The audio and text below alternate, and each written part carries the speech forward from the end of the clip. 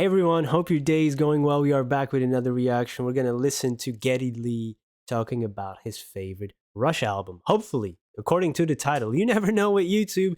You just never know. I reacted to a clip of this same interview where he talks about meeting Alex and his friendship with the guys, and always great to hear about friendships and bonds like that. Favorite Rush album. I have listened to his book, so he might have talked about it. Then, I don't know it word for word, but let's listen again. Sometimes I need a couple of reminders to really get it to stick. Let's go. Of all your recordings, what is your own personal favorite? Set aside for the moment what sold the best or anything. Sure. Your own personal favorite. I think I probably would have to choose the last record we did. Oh, yeah. Clockwork so. Angels. Yeah. And every artist says their most favorite is their most recent. Yeah, and I don't mean just to do that, but there's something about that record that seemed to be a maturation and accumulation of all the various different versions of Rush that we have been over 40 years. That's nice. And he did talk about it in the book, mostly like Neil saying, like, we can't top this, right? That was his feeling as well. Like, whatever we do next, it can't, in their eyes, of course, come close to what we did here. And of course, sometimes for fans, it's different, right? Everybody has their personal preference. I wonder what the consensus is among fans for favorite albums. That's a tough one, right? Because they have such a long career. And for me as a newbie coming in, right? I come in with no knowledge of fan base and opinions of critics or whatever it may be, or record sales and all of that. So you come in fresh and dumb, and you just listen, and but I definitely need to go to that project because people do bring it up. Seem to come together in a really natural way on that record, and I think the songwriting is our strongest and our playing is the most confident. So there's something about that record that's really still I'm quite proud of. I consider myself to be I was just, while he was talking, looking up the track list quick. I haven't checked out a single song from that album. That's a blasphemy, guys. Sorry. So I definitely need to get to that. Still I'm quite proud of. I consider myself to be someone that feels the clock ticking a little bit. And I think that's because I lost my dad early on, and my parents came from a situation of, horror in Europe through the war. And so I've always had this appreciation for getting the most out of the day, getting the most out of the minute. So I have a lot of interests, and I try to follow those interests, and I try to embrace the world. We've talked a little bit earlier about travel and how travel with work is something you just get used to doing, but I can't stop traveling. I'm an inveterate traveler, and since I've been on this sort of extended hiatus, let's call it. He doesn't like the R word. My wife and I. He doesn't like the R word. He said that in his book too, man. The R. He doesn't like retirement, man. yeah, I get it, but at least enjoying life while he's on this extended hiatus, right? My wife and I have been from a while traveling ago. nonstop and going to places in the world because she loves Nice, to travel man. too, and I've done all Beautiful. the more fun traveling with the band, and so now I'm trying to catch up with her. So I'm a person that really appreciates the amazing things that are out there to be discovered. I like bird watching, for example. I love art, as you can see looking around my home. I love vintage furniture. I love vintage instruments. So I have a lot of passions, and a lot of things catch my interest, and I have a very short attention span as a result of that. But I'm also a family guy and a friend guy, and I make all the time I can for my pals, and I treasure my friendships. They really mean a lot to me. I was blessed with two amazing kids, and I missed a lot of my son's early years. because of being on the road, and since seeing the light about that, I like to think that I've made up for it, and I've tried to be a good dad to him, and now he's a dad, so now I'm spending time being a granddad, learning all about that. And my daughter came along nice. 14 years later. Same wife, but my wife said to me, Hey, well, if you're going to be on the doesn't road happen as too much as often. you were with my son, then I'm not having a kid till you slow down. So that was a good motivation for me to slow down and to tour less. Much to the chagrin of our fans. A lot of times fans ask me, how come we didn't play this country? How come you didn't play that country? And it's because I'm trying to keep a life together. Yeah, And man. you've been together. Hey, we can't forget these are people too, man. They deserve family life too. It's such a tough um, life to juggle with family. Especially for the spouse who gets left behind, really. And to stay together. They did have their ups and downs. He talks about it in the book as well. And it's tough. It's tough. And it's remarkable they're still together, right? It doesn't happen too often. And you've been together as a band for, what, more than 4 decades? Yeah. Pretty remarkable. Yeah. The same group of people Yeah. holding together. Oh, I think this And part was in your the other fan clip, base right? Is well known as maybe the most loyal fan base in all Hey. of rock and roll.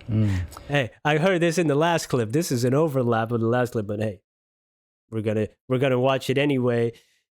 You're never gonna get tired, right? You guys, as the fans, of hearing like the most loyal fan base. That's beautiful, man. Like, if you're gonna have a band, you do, you can't really ask for a better fan base. That's Now, great. my question is, what's the secret to this longevity? I think I was blessed with meeting 2 people that at their core were considerate people. As far back as I remember, I can't think of a single ego trip that either of my partners ever went on.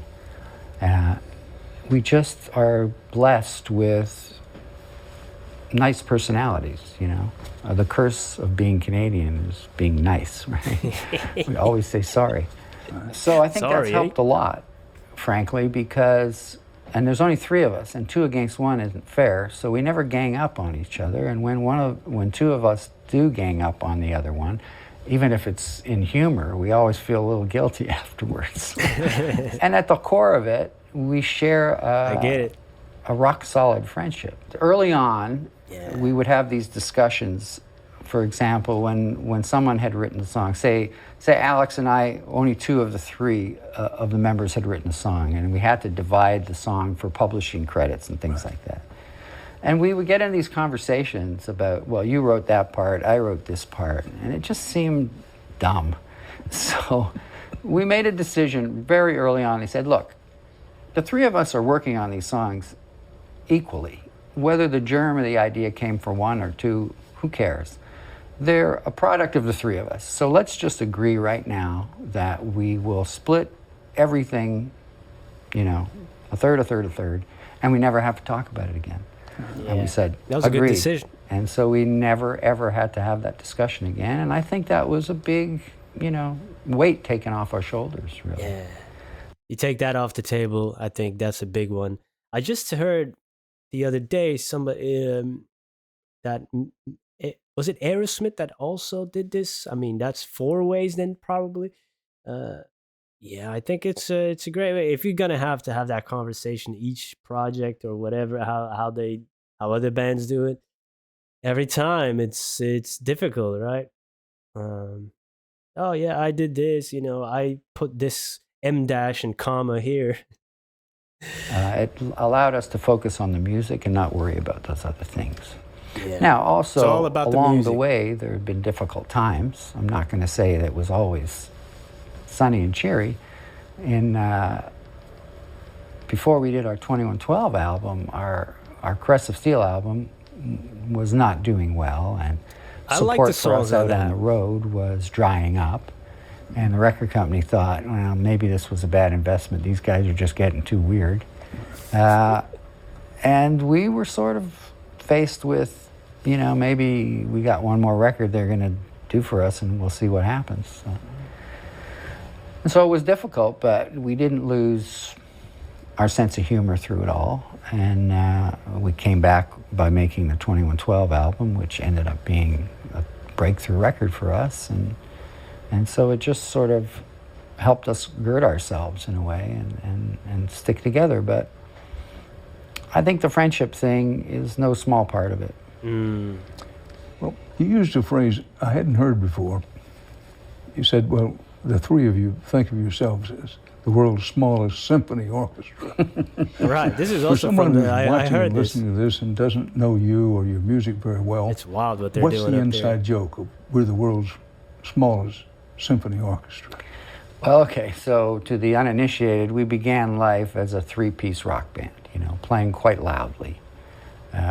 And the music was energetic, and as we got older, we started adding more and more complex arrangements. And then prog rock was starting to become a thing, and they were bringing these instruments like synthesizers, and bands were making records with orchestras. And we kept trying to figure out a way to bring those elements into the band, but not have other musicians. You know, we wanted to do it ourselves.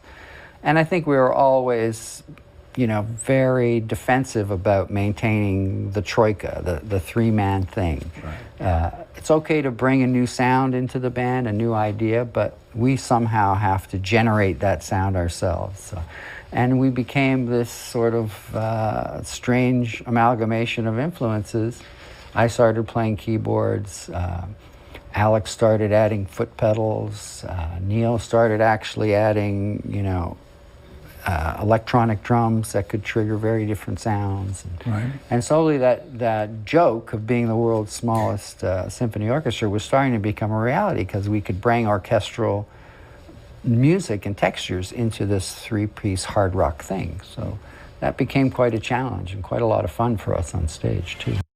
Yeah, that's really cool. And this was a little bit of an overlap from the last clip, but hey, I never get tired of hearing him speak about that, and it's gonna stick in my mind a lot better.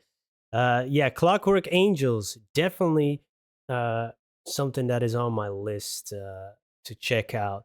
Uh, that's their latest album. When was this released? Let me check this. This was released. Oh my god, this page is so long. 2012. Okay, 2012. June 8th, 2012. That was supposed to be the last year of Earth. We're still here.